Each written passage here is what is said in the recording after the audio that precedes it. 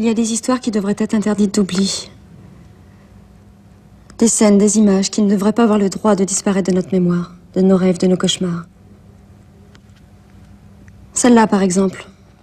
Un exemple entre mille, dont a été témoin au Cambodge, Rebecca Jordan, qui travaille pour Handicap International. Cette histoire l'a tellement choquée qu'elle a voulu la raconter.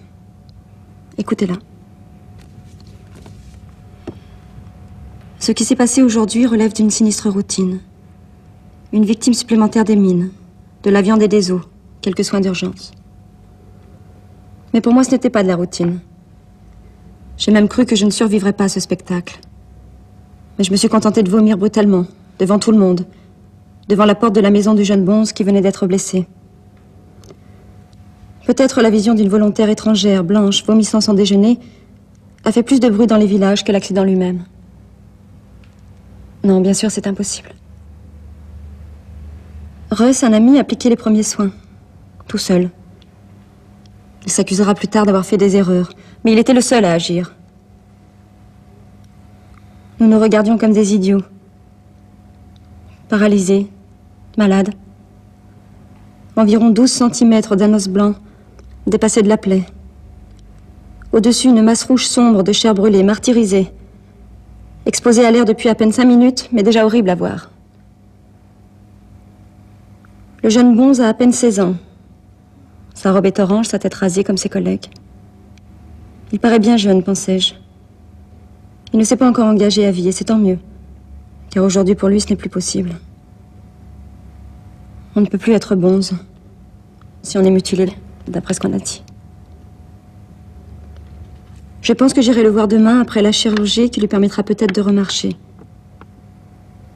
Ses jours ne sont pas en danger. Mais je l'imagine déjà traînant sa vie avec ce bout de chair difforme à l'endroit où devrait se trouver son genou. Mon travail consistera à le comptabiliser, à m'assurer qu'il bénéficie d'une prothèse adéquate. Mais jamais je n'oublierai ce que j'ai vu.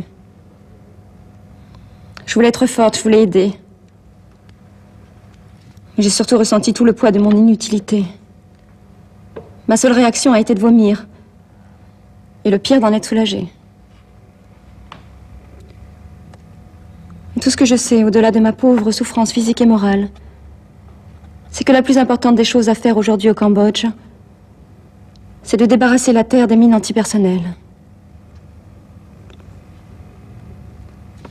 Mon Dieu, pourquoi laissez-vous créer, distribuer, vendre avec profit des milliers d'armes répugnantes qui ont mutilé un homme devant moi?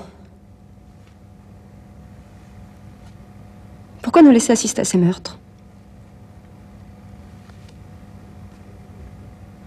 Notre première réponse sera de déminer. Pour éviter que des civils voient leurs jambes, leurs pieds se désintégrer, ne laissant à la place d'un genou que 12 cm d'os blanc et une bouillie de chair sanguinolente. Pas moyen de trouver de fin à ce genre d'histoire. Elle n'en a pas. Ou plutôt si. C'est à nous de l'écrire.